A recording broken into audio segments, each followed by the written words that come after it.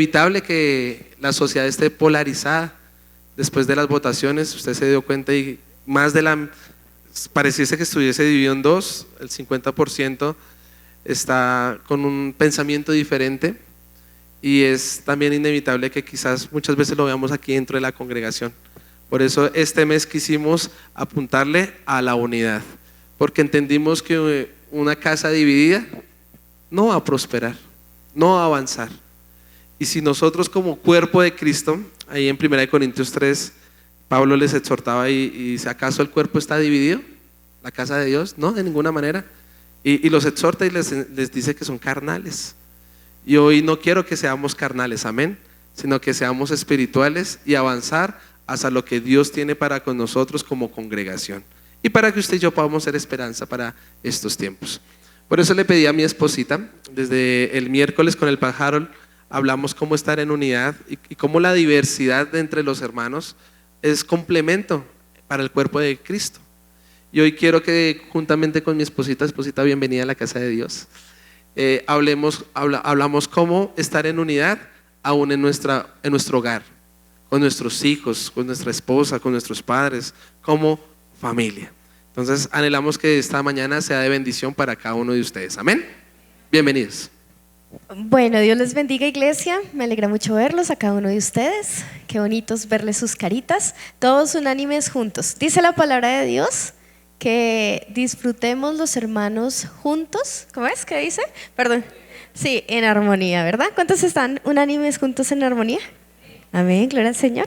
Entonces vamos a dar inicio en esta mañana, y el mensaje de hoy se llama Unidad en medio de la crisis. Y vamos a enfocarnos en crisis familiar, llámese crisis matrimonial, llámese crisis padres e hijos, llámese crisis entre hermanos. Vamos a abordar la crisis en general, ¿cierto? Lo que ocurre en un hogar, bien sea económica, porque dentro de los hogares, ¿cuántos han experimentado crisis dentro de su hogar? ¿Cierto?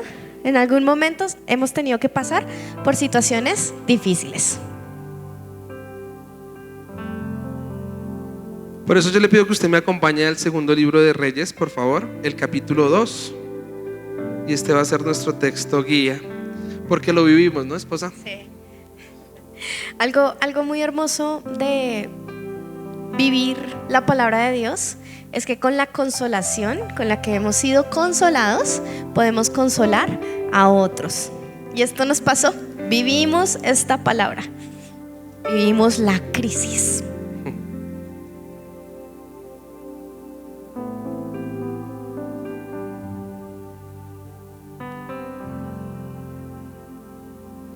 Versículo 14, por favor, dígamelo amén cuando lo tenga. Segundo libro de Reyes, capítulo 2, versículo 14. Leemos la palabra en el nombre del Padre, del Hijo y con la unción y guía del Espíritu Santo. Vamos a las 3. 1, 2 y 3. Y tomando el manto de Elías que se le había caído, golpeó las aguas y dijo: ¿dónde está Jehová, el Dios de Elías?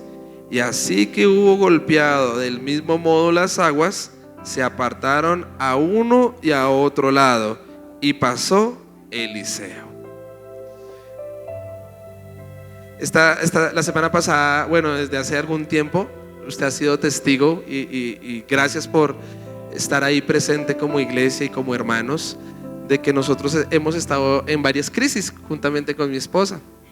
Esta crisis que acabamos de superar, gracias al Señor, es la crisis de nuestros hijitos, que estuvieron muy enfermitos y bueno, tuvimos que estar en un hospital varios días. Gracias al Señor por mis suegros, pudimos tener la ayuda de nuestros padres, y mientras que estaba el oxígeno, nuestro otro hijo Josué de 4 años, pues claramente en la unidad del matrimonio de nosotros dos como pareja, pues estuvimos pasando un proceso también. Mientras que mi esposa dormía con Josué y Caleb, pues en una cama, yo tuve que dormir también en otra cama muchas veces con mi otro hijo Josué. Y eso, en este mes de la unidad, pues entendimos que vivimos un proceso. Y una de esas noches que pues escuchar a nuestro hijo llorar en las noches, no dormir bien, yo tener que estar presente aquí en las responsabilidades de mi trabajo, también aquí en la congregación, pues también uno se cansa y quizás uno también está sensible. Pero una noche mi esposa entró al cuarto donde yo estaba, era como más de medianoche. Voy a hacer una claridad. ¿Por qué cuartos aparte? Porque la cama era sencilla. Como tuvimos que quedarnos no en nuestro apartamento, sino por cuestiones del hospital que quedaba más cerca en la casa de mis padres, las camas son sencillas y el tanque de oxígeno no se puede mover. Es un tanque gigantesco que pesa un montón y ninguno de los que estábamos ahí presentes lo podíamos estar manipulando. Y mi hijo Josué, pues claro, es un niño de 4 años, quería a la mamá. Entonces a él le tocaba dormir solito y yo con los otros 2 niños en un cuarto por temas de como logística, por así decirlo.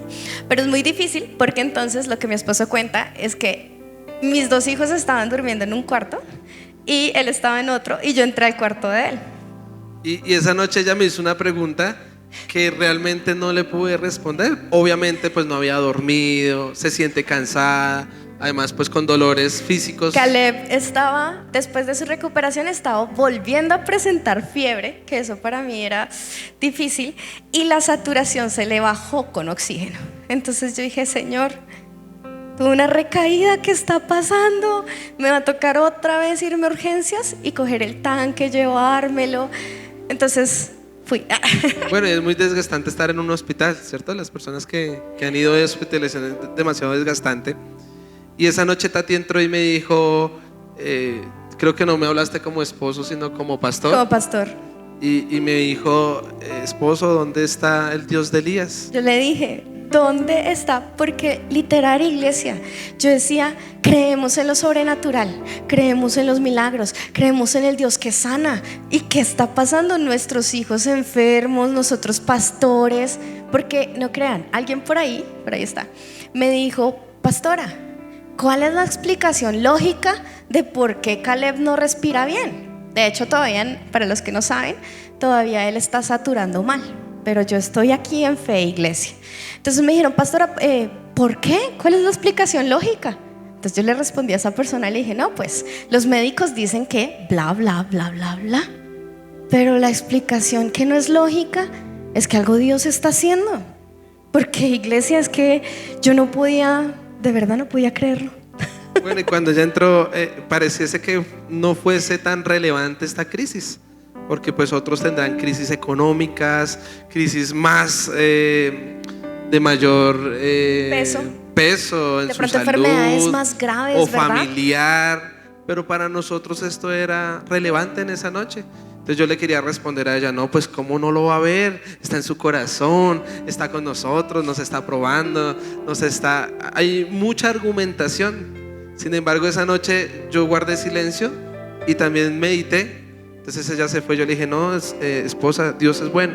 Me dijo eso, oremos. Y nuestro Padre es bueno y Él es bueno, Él cuida de nosotros. Bueno, ella se fue para su cuarto, pero yo toda la noche pensando, ¿dónde está el Dios de Elías? Y entonces leí todo el texto bíblico, que es lo que vamos a predicar esta noche, y al otro día el Señor me habló. ¿A cuántos el Señor nos habla por medio de su palabra? Y yo todo emocionado quería despertarme temprano para hablar con mi esposa y poderle consolar por medio de la promesa que Dios me había dado la noche anterior. Y la sorpresa, ¿cuál fue, amor? La sorpresa fue que yo le dije, Dios me habló. Y él me dijo, Dios también me habló. Y yo le dije, Dios me habló por el versículo. ¿Cuál era el versículo, amor? El versículo 21 al 22. Y me dijo, a mí también. Yo dije, no, es el Espíritu Santo. Hemos vuelto a estar en unidad y juntos. O sea, él en su cuarto, yo en el mío, pero el Espíritu Santo nos estaba uniendo a través de su palabra. Ahora ya retomamos, gracias a Dios, a nuestra cotidianidad en el apartamento. Ya estamos una vez más juntos, pero hay procesos donde la crisis quiere dividirnos, donde la crisis quiere que usted pierda la fe, donde la crisis quiere que usted pelee en su matrimonio, porque en una crisis las personas están sensibles y sale ese mal carácter, la obra de la carne toma el control. Y si la palabra de Dios no es nuestro fundamento, y si las promesas del Señor las olvidamos por un momento, ahí es donde vienen los divorcios, ahí es donde vienen las quejas, donde vienen los problemas en un hogar, y donde finalmente no está el fruto del Espíritu en cada casa. Por eso en esta noche, por medio de esa palabra que recibimos en consolación hace algunas semanas, hace algunos días, queremos también consolar su vida y queremos enseñarle cómo, o tres consejos para que usted pueda superar la crisis y estar en unidad. Amén. ¿Cuántos trajeron cuaderno? Saque su cuaderno y anote, por favor. Estos son 3 consejos para mantener la unidad en medio de la crisis. ¿Y cuál es nuestro primer consejo, esposito? Bueno, nuestro primer consejo es ver la crisis como una oportunidad para la unidad, porque eso creo que es lo más difícil. Cuando uno está en una crisis económica, usted se empieza a pelear, ¿no le ha pasado? O de pronto una crisis matrimonial, entonces ahí es cuando uno dice voluntariamente me quiero ir a dormir al sofá, ¿cierto? O me voy de la casa. O los hijos dicen me encierro en mi cuarto y se quedan por allá metidos en el cuarto, o se van de la casa, se van donde los amigos. Aquí es donde vamos a ver la crisis como oportunidad. Y queremos iniciar hablando de Elías, porque Elías sí que vivió una crisis, ¿no? La crisis de Elías fue que en el capítulo 18 él tiene una gran victoria y vence a más de 800 profetas de Baal y de Acera. Entonces descendió el fuego del cielo, ¿se acuerda la historia? Vino y consumió todo el altar que le habían echado agua. Tuvo un gran respaldo del Señor. Sin embargo, en el capítulo 19 inicia, del primer libro de Reyes, inicia hablándonos de que Jezabel lo amenaza de muerte. Y que Jezabel promete que así la añadan y lo que le hagan, pero que va a obtener la cabeza de Elías. Y este hombre de Dios, después de ver ese respaldo, esa victoria, pues sufre una crisis porque él ora al Señor y le dice, bueno, se aparta, se va para el desierto, quiere estar solo, y en medio de esa crisis él se quiere morir. Y él probablemente, pienso mirándose a un espejo, dice, ¿acaso soy yo mejor que mis antepasados? Es que estoy tan solo.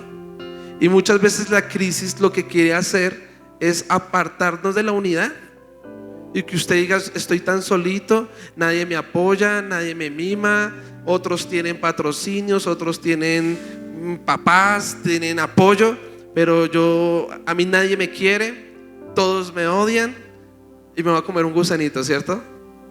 Este hombre dejó de comer porque más adelante podemos notar que vino un ángel y le dijo, oiga, coma y duerma. O sea, dejó de comer en medio de la crisis, pero también dejó de dormir.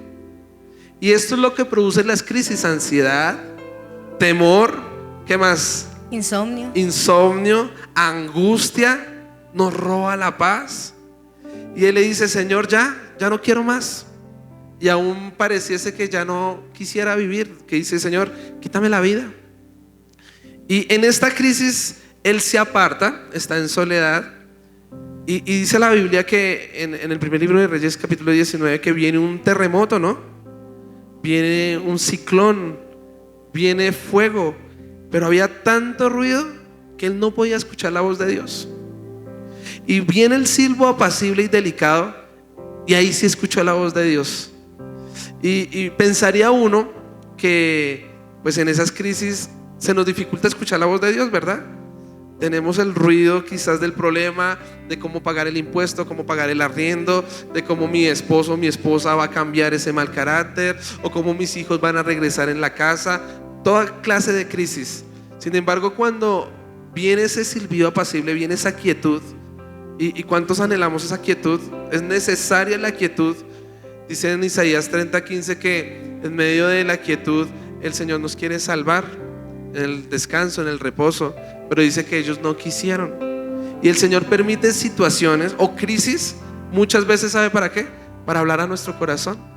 Dice allí en Oseas 2:14 que el Señor nos lleva al desierto para hablar a nuestro corazón, porque muchas veces tenemos tanta responsabilidad, tanto trabajo, la agenda tan apretada, que el Señor tiene que mover las aguas. ¿Para qué? Para que usted se quede en quietud y allí podamos escuchar dirección de parte del Señor. Y esto le pasó a Elías. Estando allí en quietud, vino la presencia de Dios, y él, ¿qué hizo? Se cubrió, ¿se acuerda? Y el Señor tuvo que decirle, oiga, ¿usted qué está haciendo aquí, Elías?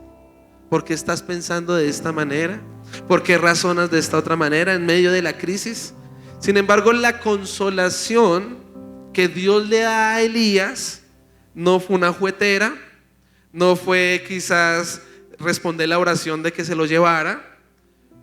No, si no sabe cuál fue la solución, dígale al que tiene al lado, la unidad. Y la Biblia declara, allí en el capítulo 19, en el versículo 15, y dijo Jehová: ve, vuélvete por tu camino, por el desierto de Damasco, y llegarás y ungirás a Hazael por rey de Siria, a Jehú hijo de Ninsi ungirás por rey sobre Israel, y a Eliseo hijo de Safat de Abel Meola ungirás para que sea profeta en tu lugar.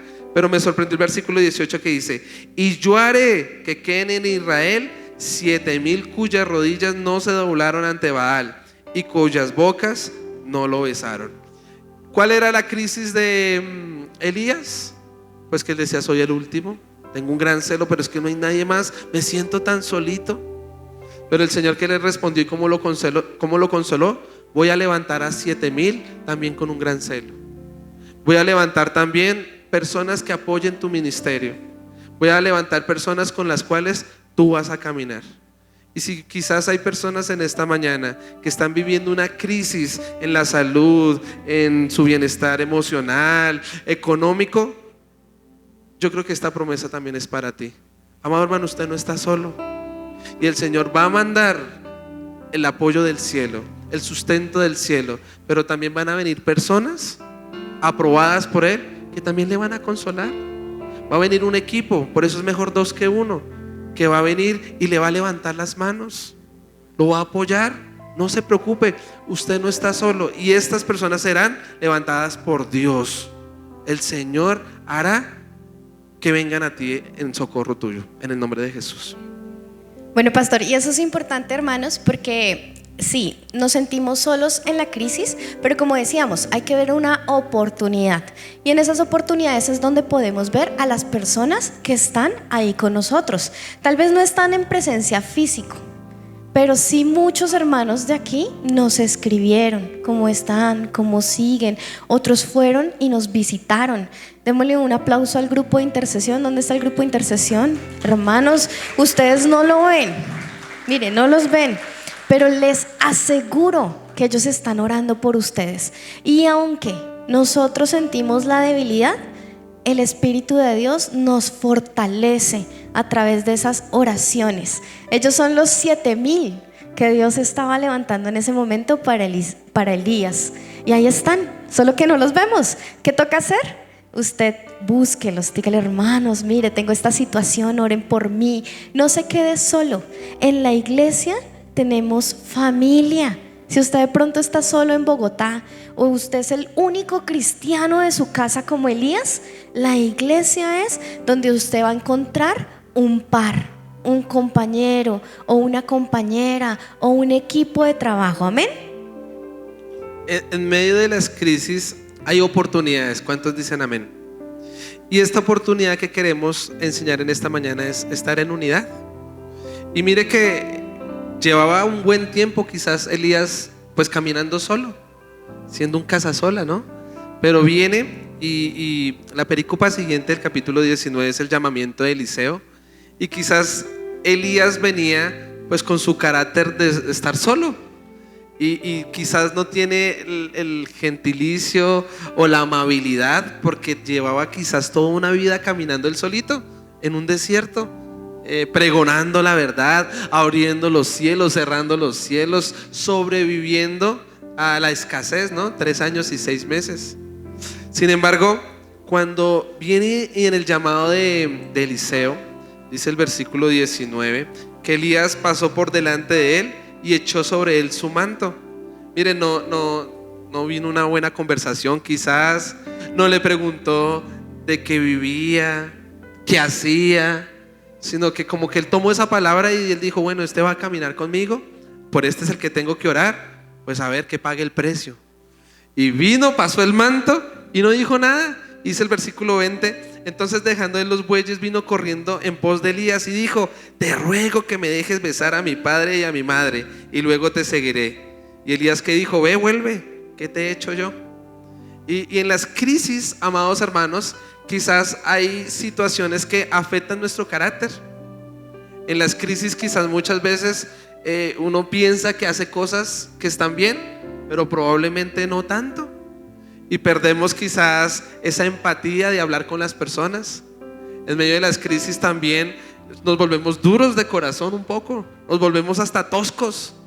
Y quizás debió ser muy difícil para Eliseo empezar a caminar con Elías, porque el carácter de Eliseo, me lo revela el mismo texto, él vivía en unidad, porque él vivía con sus papás, trabajaba con sus papás. De hecho, el detalle que él dice, déjame que yo vaya y les dé un beso, ¿cierto? Me habla quizás de una persona un poco más tierna, más empática. Yo creo que debió ser muy duro empezar a caminar con una persona difícil, quizás de amar, pero era una persona también de Dios. Y en este mes de la unidad, quizás en medio de la iglesia, hay personas que han vivido crisis muy difíciles en su niñez, en el barrio donde crecieron, culturalmente, pero está en la casa de Dios. ¿Cuántos dicen amén? Y de la misma manera como Eliseo caminó con Elías, usted se congrega en esta iglesia porque el manto es un símbolo de la presencia del Espíritu Santo. Y yo creo que el Espíritu de Dios habita en esta congregación. ¿Cuántos dicen amén? Por esa razón, aquí quizás hay personas que somos de Dios, pero esas crisis han hecho que tengan su carácter, que seamos diferentes. Y por eso, aunque es una oportunidad de que estemos aquí, es una oportunidad para que usted también aprenda a amar a las personas que han vivido crisis muy difíciles.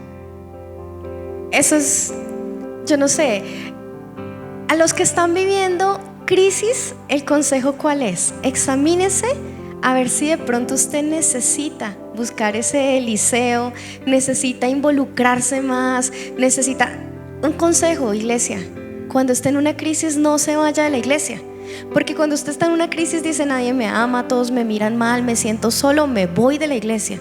Error. Por el contrario, afírmese más. Por el contrario, confiéselo a un hermano. Por el contrario, dígale, hermano, me quiero ir de la iglesia, métame en el grupo de intercesión. Hágalo, hermano, para que así usted se afiance, para que tenga un par, para que no se quede solo. Y también examine su carácter, decirle, Señor, ayúdame con este carácter, porque tal vez no me estoy dando cuenta y estoy hiriendo a las personas por mi mal momento. Pero también hay otro consejo, y es si usted ve a alguien que le hace mala cara en la iglesia.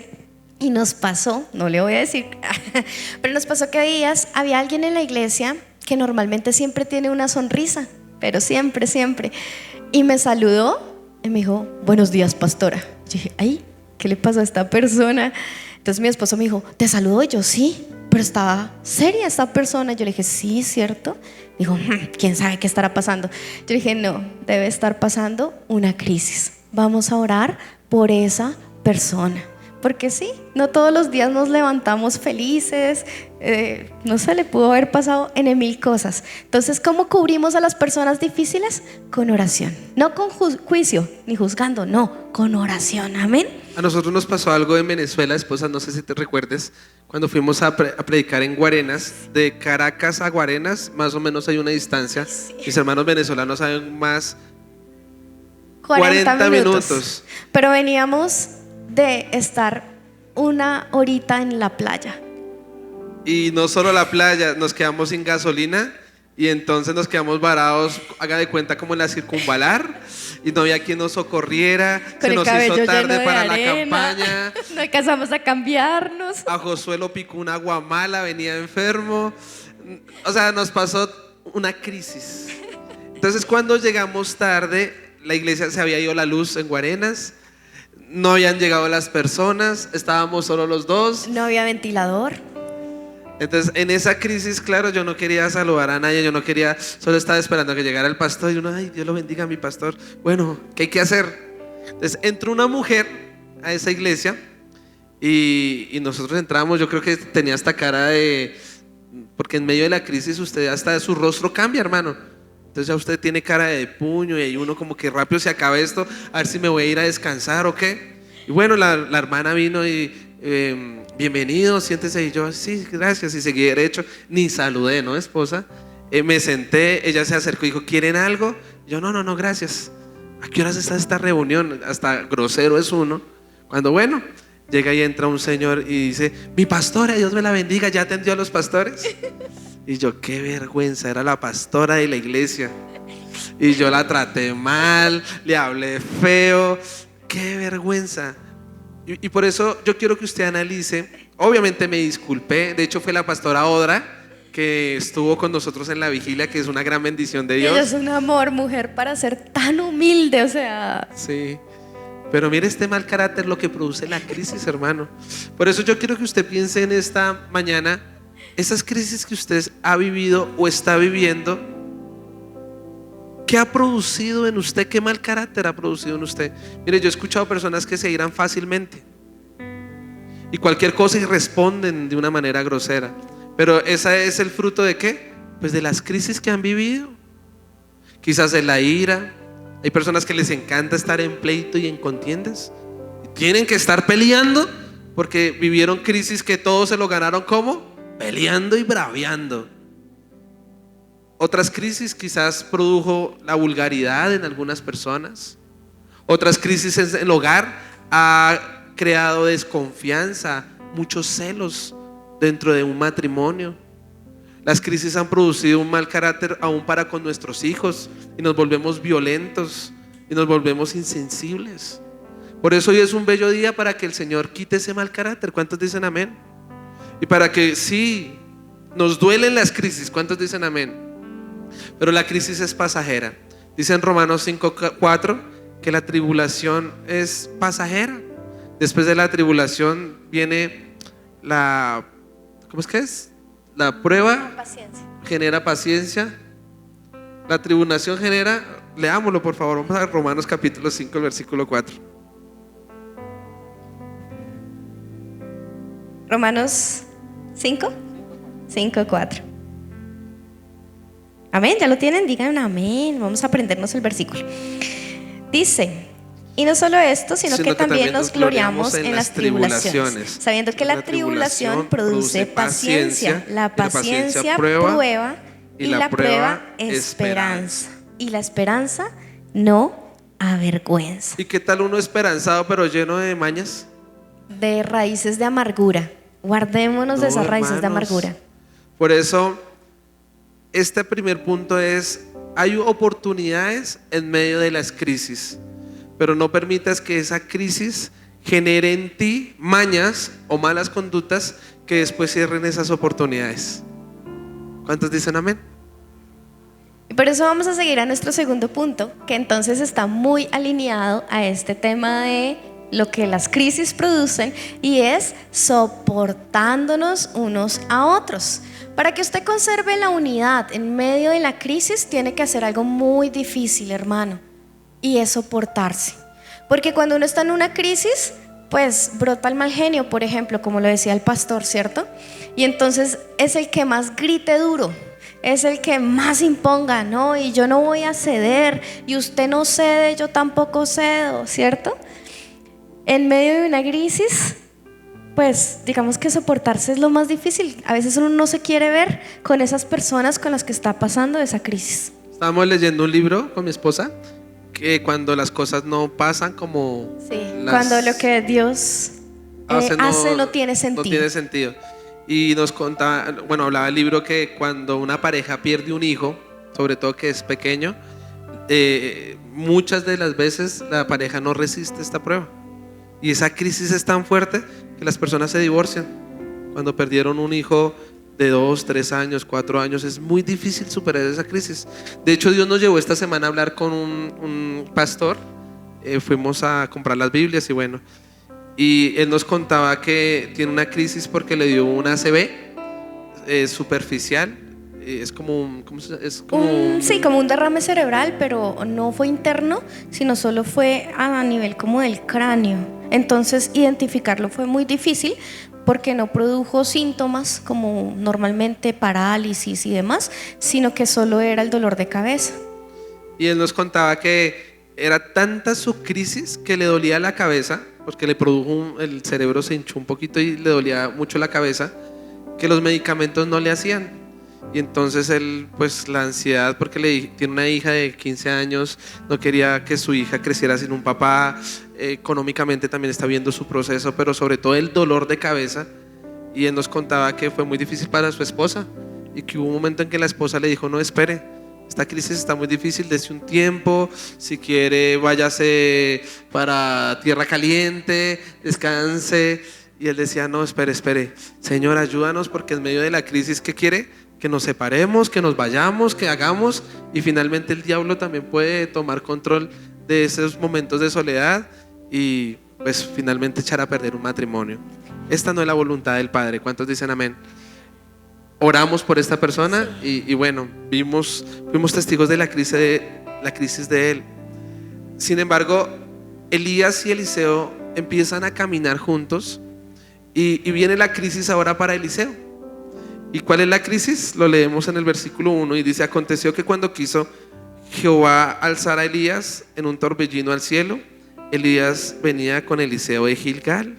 Y dijo Elías a Eliseo: quédate ahora aquí, porque Jehová me ha enviado a Betel. Y Eliseo dijo: vive Jehová y vive tu alma, que no te dejaré. Descendieron pues a Betel. Y aquí yo creo que sí que tuvo que soportar Eliseo a Elías, porque Elías, ¿qué le dijo? Usted quédese aquí, ya el Señor me mandó a llamar, ya estuvo bueno, ya caminamos juntos, ya. Y no solo esta crisis que Elías quizás también sentía al irse ya a partir con el Señor, sino que los hijos de los profetas, usted puede seguir leyendo, y le aconsejaban a Eliseo de que ya dejara al maestro, que ya había estado muy bueno. Y quizás Eliseo pudo llegar a pensar: oiga, he invertido tiempo, he invertido también una vida, porque él se despojó de vivir con sus papás. De hecho, él vino y quemó las yuntas de bueyes de su economía para apostarle, para decidir invertir en la unción del Espíritu Santo, en el respaldo de Dios, en lo ministerial. Y debió ser muy difícil que Elías le dijera: ya no más. Y él diría: bueno, y mi recompensa, y lo que sembré, y lo que espero cegar, ¿y dónde está? Y recibió una crisis donde su maestro le dijo: ya no más. Y donde sus compañeros también le dijeron: ya no más. ¿Cómo crees que se sentiría Eliseo? Sin embargo, en soportar a las personas difíciles en medio de una crisis, usted lo puede sobrellevar a través de la fe y a través de lo que Dios ha puesto en nuestros corazones. Amén. Y de este relato me parece muy impresionante la respuesta de Eliseo a Elías, porque es muy similar. ¿Ustedes se acuerdan la historia de Ruth? ¿Cierto? Entonces, cuando vemos personas así de perseverantes, de decir no, su Dios será mi Dios, y esto es lo que le estaba diciendo Eliseo a Elías: vive Jehová, yo no te voy a dejar. Porque detrás de eso tenemos que ver el propósito, la razón por la que estamos pasando esa crisis. Muchas de las razones, no, es más, la mayoría por así decirlo, su totalidad, es porque Dios nos está formando. Esa es la razón de la crisis. Nos está perfeccionando, nos rompe como el barro, nos incinera como el oro, para que lo podamos reflejar, porque en las crisis sale lo peor de nosotros. Y si nosotros damos el brazo a torcer y no tenemos la mirada puesta en Cristo, cualquiera se vuelve para atrás, hermanos. Por eso usted tiene que decir: no, yo no voy a dejar de seguir a Cristo.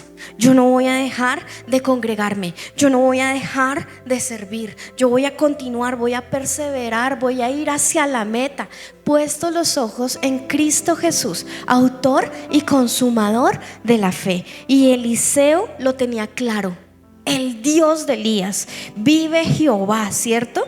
Y me parece muy impresionante, porque a veces uno tiene que tener mucha empatía, hermano, porque mire que él, cuando llegó a donde los hijos de los profetas, los hijos de los profetas dijeron: ¿sabes que Jehová te quitará hoy a tu Señor sobre ti? Y son esas cosas que uno escucha que no quiere escuchar. No sé si le ha pasado. como que le dice, bueno, hermano, pero usted se ha orado. Y usted dice, sí, yo he orado. Y entonces, ¿por qué le está pasando eso a usted? Y uno dice, como, uy, no me lo diga. Y él le dijo, sí, lo sé, callad. Yo creo que podemos verlo de dos perspectivas. Tanto la persona que está teniendo la crisis, que eso que a usted lo digan no sea un motivo para desanimarse. Porque si yo le contara todas las cosas que los médicos dicen en los diagnósticos, inclusive aquí entre nos, iglesia, pero Caleb no debe estar en la iglesia.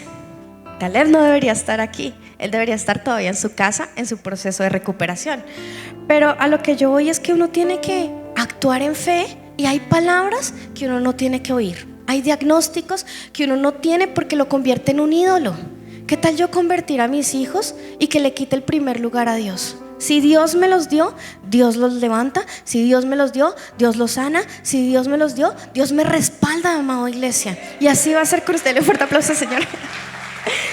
También considero, esposa, que uno tiene que tener humildad para escuchar. Y no queremos escuchar porque en los procesos también nos dicen, ¿y qué tal sea la brujería y la hechicería?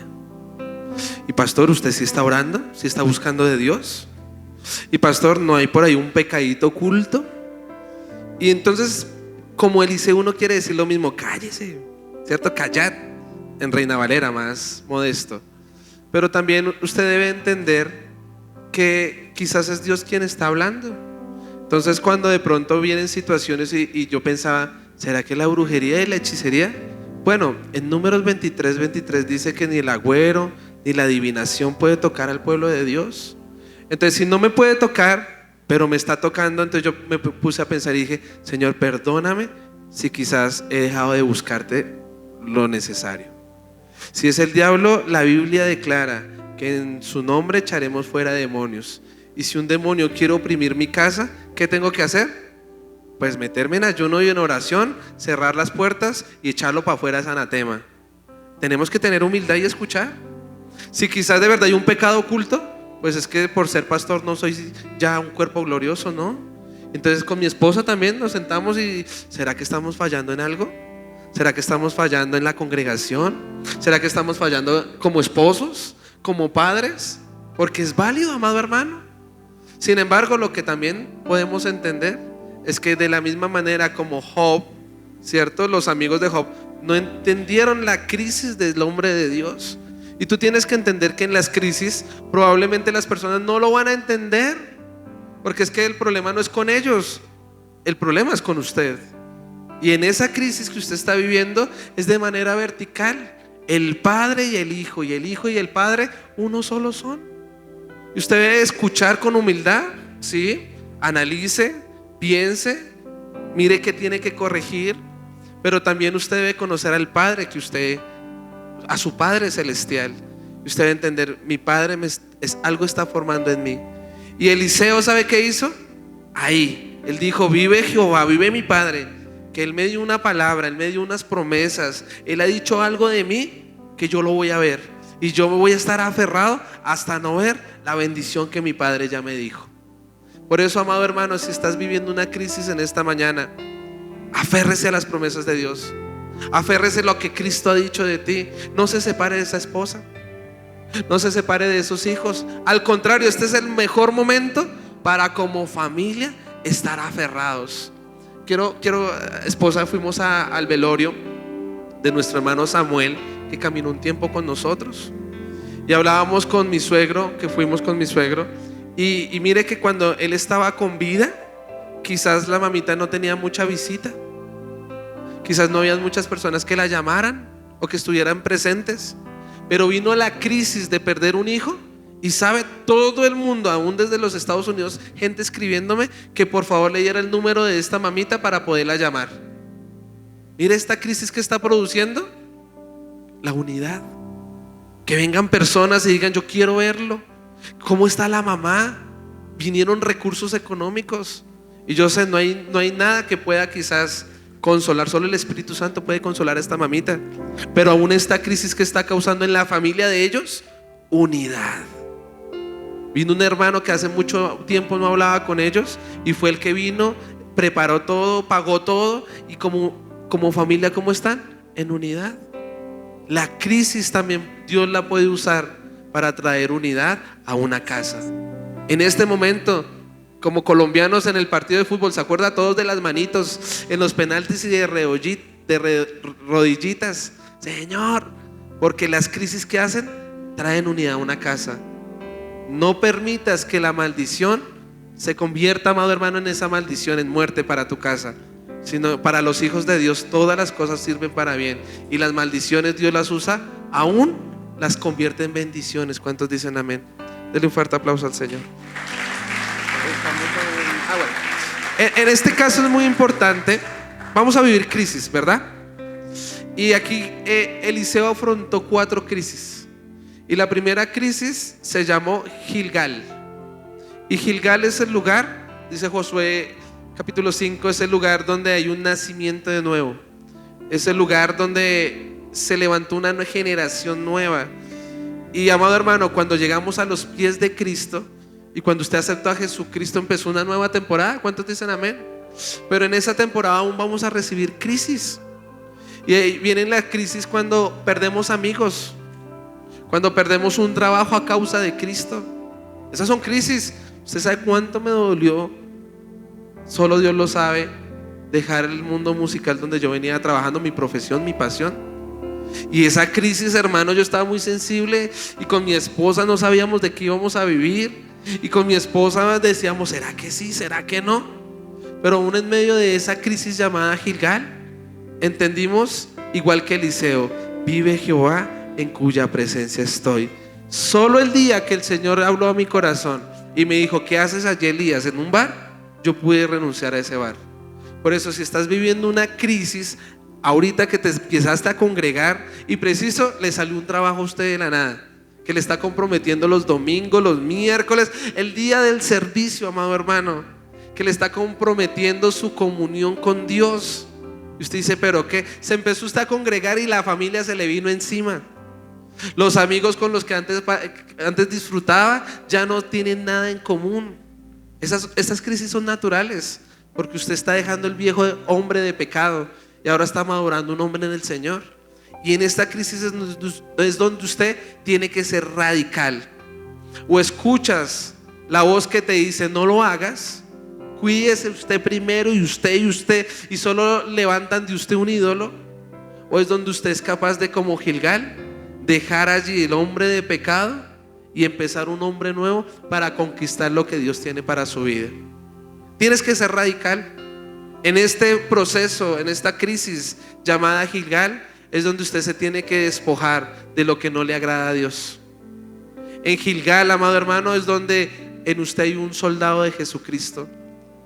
¿Y sabe qué me habla de los que militan en la fe? De que no se enredan en los asuntos de este mundo. O eres de Cristo o eres de Dios. Hay personas que se quedan en Gilgal. Gilgal, amado hermano, simplemente era el inicio para la conquista de la tierra prometida. ¿Qué decisión tienes que tomar en esta mañana? ¿Qué tienes que dejar? Y esta crisis Dios la está permitiendo para que usted diga, no, yo no puedo seguir viviendo en fornicación. No, yo me tengo que casar. Yo no puedo seguir viviendo en adulterio. No, espere, yo tengo que alejarme de esas personas que me están llevando a los vicios. Si tu mano derecha te es ocasión para pecar, ¿qué dijo Cristo? Porque ¿cómo es mejor entrar al reino de los cielos? Hermano, si ese trabajo te está impidiendo la bendición de Dios, yo creo que es una buena hora para que le digas, Señor, dame otro trabajo. Pila, no le estoy diciendo que no trabaje, porque el que no trabaja, que no coma. Pero si tu trabajo te está quitando el primer lugar de Dios, tenga mucho cuidado, amado hermano. ¿Cuántos dicen amén? Sí, algo importante. Yo creo que para poder soportarnos en medio de la crisis es necesario discernir qué es lo que está pasando. Pero ese discernimiento tiene que ser en suma intimidad con Dios, ¿sabe? Solo Dios le va a decir a usted qué es lo que está sucediendo. A mí me impresiona que Eliseo estaba claro. Eliseo sabía que ese día le iban a quitar a su maestro, y las 2 veces que se lo dijeron, él respondió, sí, lo sé. Así que no importa lo que otros le digan, si lo están acusando, si lo están juzgando, usted debe examinarse y mirar si es digamos, algo que Dios está procesando a usted, es una prueba, o de pronto es que Dios lo quiere llevar al siguiente nivel, pero que usted sepa y usted puede decir sí lo sé, y por consiguiente usted puede decir no te dejaré. La segunda crisis de Eliseo fue en Betel, porque en Betel es casa de Dios. ¿Cuántos dicen amén?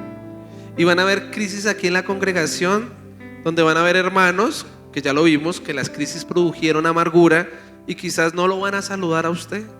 Van a venir crisis donde vienen los pleitos dentro de la congregación y usted escucha gente allá afuera que dice, pero es que yo fui a una iglesia y eso me trataron y me hicieron. Y en medio de esta crisis, ¿sabe por qué Dios lo permite? Para que usted ponga su mirada solo en Jesucristo. Porque las personas vamos a fallar. ¿Cuántos dicen amén? Es más, los mismos hijos de los profetas le dijeron a Eliseo, no lo hagas. Mire, fueron los mismos hermanos que lo aconsejaron mal. Pero Eliseo tenía algo claro: puesto los ojos en Jesús, autor y consumador de la fe.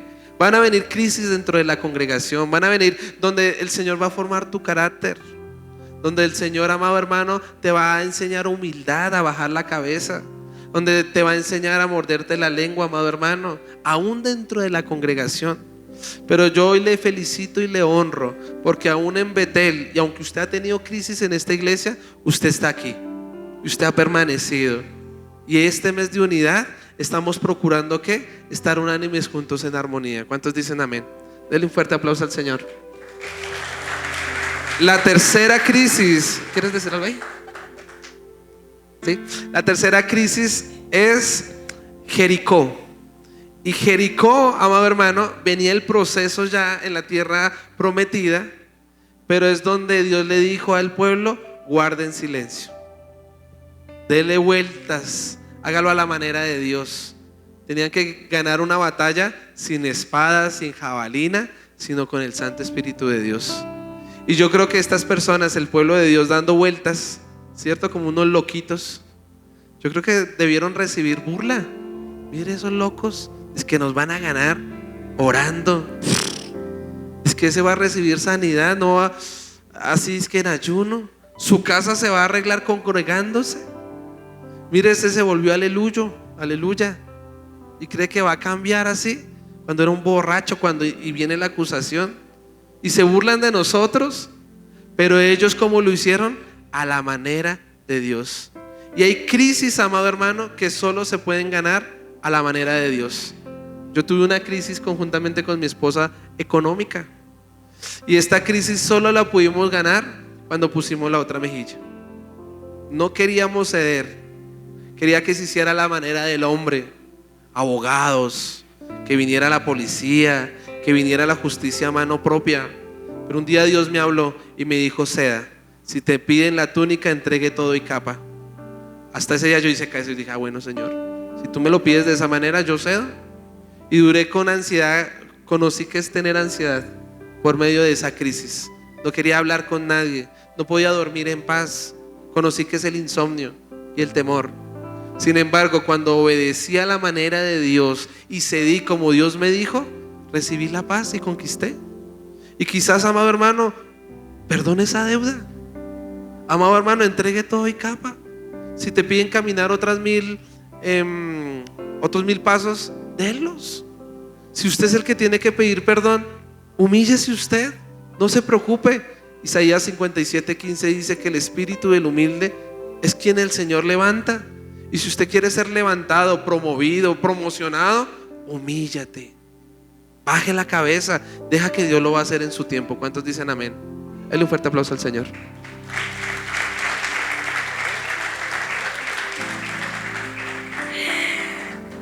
¿Por qué Gilgal? ¿Por qué Betel? ¿Por qué Jericó? ¿Por qué Jordán? Esos lugares no están ahí en la Biblia porque sí. Tienen un significado, porque si usted lee, dice: porque Jehová me ha enviado. Y la pregunta es: ¿por qué Jehová lo está enviando a ese lugar, a esa crisis? ¿Usted se ha hecho esa pregunta? ¿Por qué Dios me está haciendo pasar por aquí? Tal vez me está pasando por el lugar donde me estoy convirtiendo, arrepintiendo, o tal vez es un lugar donde tengo que tener íntima comunión con Él, ver ángeles que suben y bajan, o tal vez es un lugar donde tengo que hacer guerra espiritual. Amados hermanos, necesitamos discernir lo que Dios quiere de nosotros. Estos lugares son puestos por Dios. Es Dios quien te está llevando allá, o sea, no es fortuito. Y lo que sea que esté pasando en tu vida no es fortuito, no es porque sí, no. Si tú amas a Dios, dice Romanos, todas las cosas ayudan a bien. ¿A quiénes? Y esto es a los que son llamados conforme a su propósito. Eliseo era llamado conforme al propósito de Dios. Si tú amas a Dios, si tú eres llamado conforme al propósito de Dios, Dios te está pasando por algo que va a ser bendición para ti. Amén. Vino el momento de que se le dio el micrófono al pueblo de Dios. Y después de 7 días que dijo el pueblo, empezó a gritar y las murallas vinieron abajo. Va a haber un momento donde usted se va a poder defender también, hermano. Va a haber un momento donde usted va a poder hablar, pero espere ese momento. No lo imponga usted mismo. Usted siempre guarde silencio, pero cuando le den el micrófono a usted, ¿sabe qué dice en Eclesiastés 5:14? Dice que en los muchos sueños hay muchas palabras, mas tú teme a Jehová. Amado hermano, si la sociedad hablara menos, es algo utópico. Por eso usted guarde silencio. Seamos prontos para callar. Seamos prontos para callar y no, seamos tardos para callar y para hablar y prontos para escuchar. En el nombre de Jesús, amén. Mire, aquí el Jordán. ¿Señor? ¿El Jordán? El Jordán justo es el momento donde viene la promoción sobrenatural. El Jordán es donde nuestro Señor Jesucristo es lleno del Espíritu Santo. Es donde el Padre habló y dijo: este es mi Hijo amado, en cual tengo complacencia. Si usted en medio de la crisis es obediente, si usted en medio de la crisis es diligente, si usted en medio de la crisis espera en el Señor, créame que va a tener fuerzas nuevas y va a tener el apoyo del Espíritu de Dios. Y yo creo que debió ser muy duro para Eliseo, pero al cruzar el Jordán, en medio del Jordán, amado hermano, recibió su milagro. Y si usted ha venido esperando, y si usted se ha venido negando aún en medio de la crisis, y usted mantiene ahí la unidad, porque Eliseo estaba luchando esa unidad con toda, ¿no? Yo me quedo aquí, y yo me quedo aquí. Y ya cuando llegó su momento y Elías le dijo: bueno, ¿qué es lo que quiere usted? Y él, ¿qué dijo? Una doble porción de lo que tú tienes. ¿Cuál fue la respuesta de Elías? Cosa dura has pedido. No es fácil, hermano. ¿Usted quiere la bendición? Lúchela. ¿Usted quiere prosperar? Pues despiértese temprano y hágale, emprenda. ¿Usted quiere estar predicando en este lugar? ¿Sirviendo en este lugar? Pues madrugue y venga a las escuelas bíblicas. Haga sus procesos. Comparta con sus hermanos. ¿Cuántos dicen amén? Mire, cuando yo era músico quería ser un buen guitarrista. ¿Qué tuve que hacer? Pues hágale, estudie, fórmese, vaya a una academia, haga un pregrado. Amén. ¿Cuántos dicen amén? Eliseo tenía muy bien su convicción de que él quería su promesa, pero a veces queremos las promesas, pero no queremos pagar el precio. Y todo tiene un precio, amado hermano. Sí es por gracia, pero por gracia pecaremos de ninguna manera. Por gracia usted va al cuarto y ora. ¿Cuántos dicen amén? Por gracia usted estuvo estos 3 días de ayuno. ¿Cuántos hicimos el ayuno? Miércoles, jueves y viernes. Por gracia usted madrugó esta mañana y llegó temprano y está aquí en una silla. Dios ve eso, amado hermano. ¿Cuántos dicen amén? Y dicen Gálatas 6: todo lo que el hombre siembre en esperanza, así mismo segaremos. Por eso nuestro consejo es: en medio de la crisis, aguante, soporte. ¿Cuántos dicen amén? Espere en el nombre de Jesús. El Jordán es un lugar de imposibles, ¿cierto? Porque tenían que atravesar las aguas de un río caudaloso. pero también es el lugar de lo sobrenatural. ¿Cuántos imposibles hay en sus crisis? ¿Y cómo Dios puede hacerlo? Sobrenaturalmente, abrir esas aguas en dos.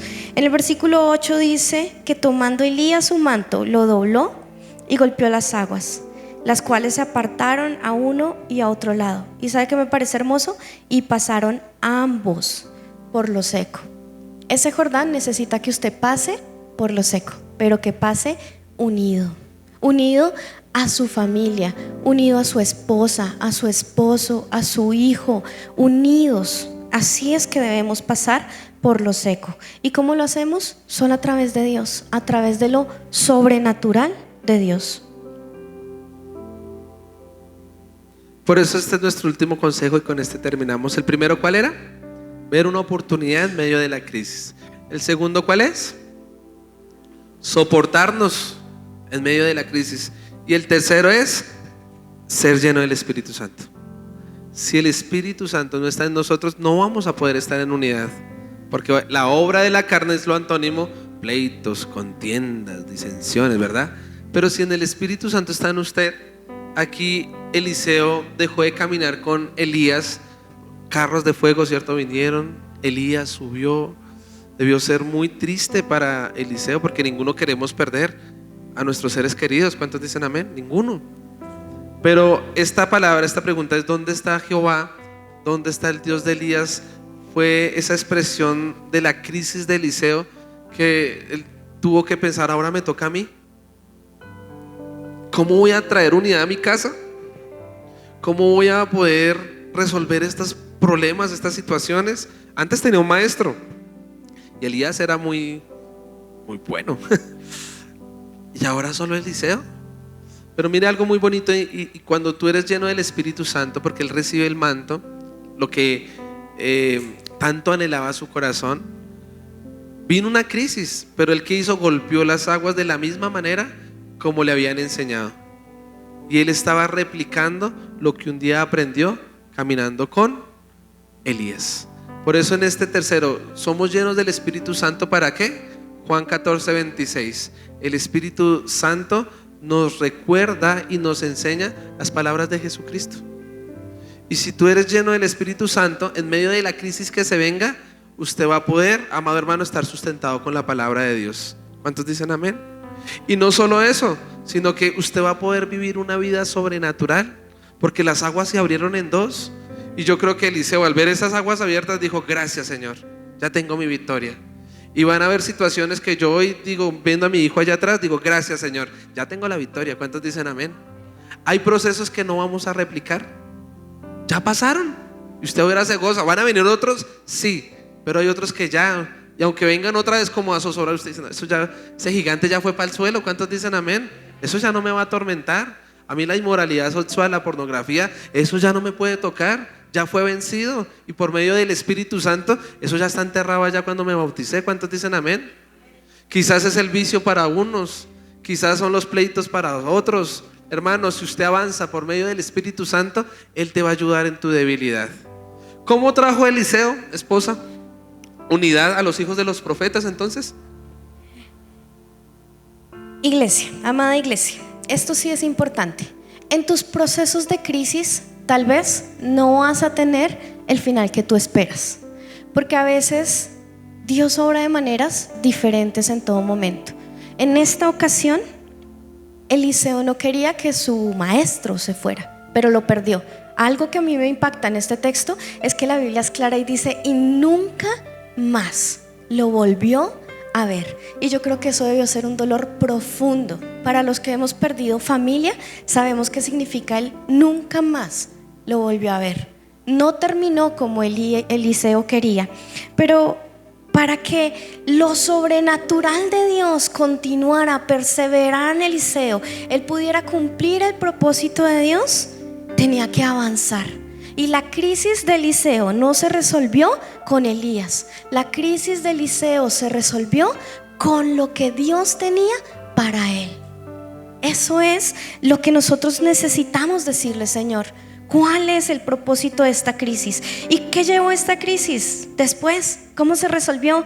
Eliseo golpeó a las aguas, tal como lo había aprendido, tal como lo había escuchado, sobrenaturalmente volvieron a abrirse y se encontró con otros desconsolados que necesitaban unidad.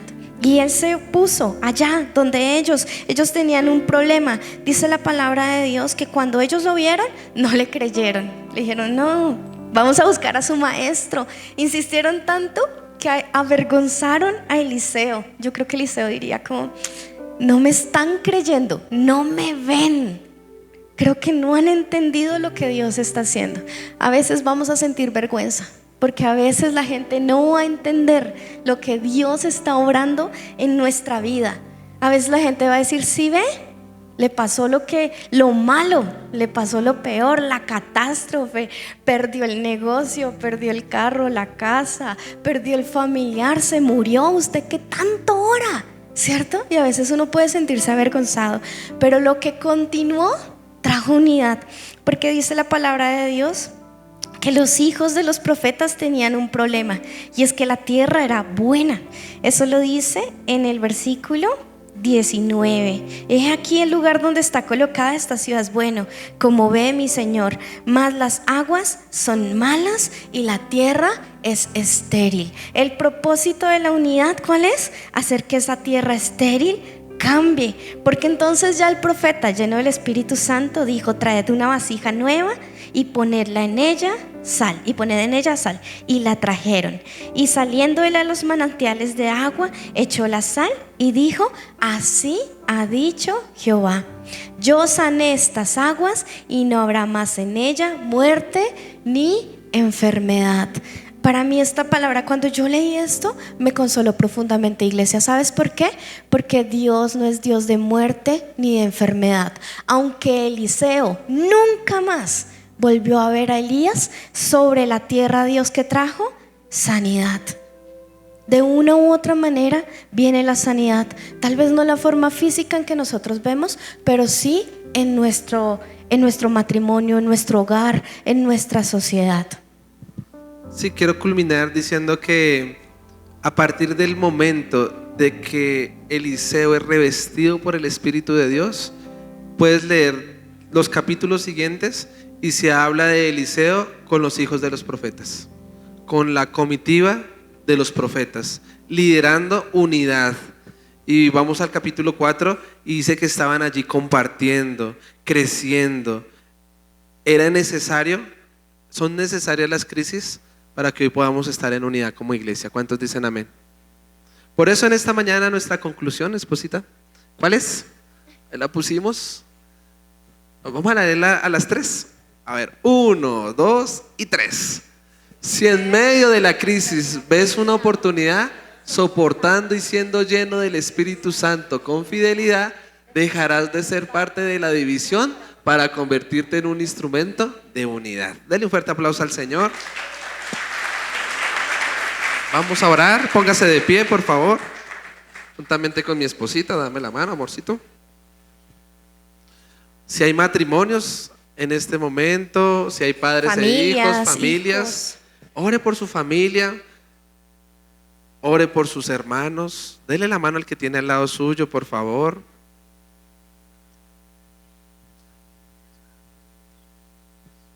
Padre, te damos gracias en el nombre de tu Hijo amado Jesucristo, Señor. Y sabemos y reconocemos que tú eres nuestro sustento, Señor. Que